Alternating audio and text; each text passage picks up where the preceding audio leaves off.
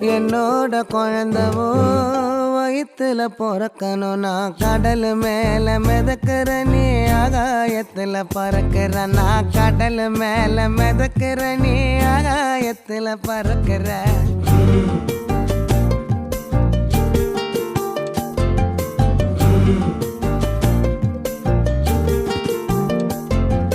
மத்தி மீனாயிர உப்பு மீன காயிர கண்ணாலதான் என்ன